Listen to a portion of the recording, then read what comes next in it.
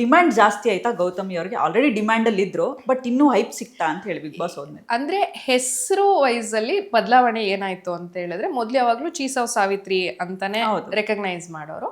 Big boss ಆದ್ಮೇಲೆ ಗೌತಮಿ ಆ ಹೆಸರು ಚೆನ್ನಾಗಿ ಎಲ್ರಿಗೂ ಗೊತ್ತಾಯ್ತು. ಓ, ನೀವು ಗೌತಮಿ ಅಲ್ವಾ, ಬಿಗ್ ಬಾಸ್ಗೆ ಹೋಗಿದ್ರಲ್ವಾ ಅನ್ನೋದು.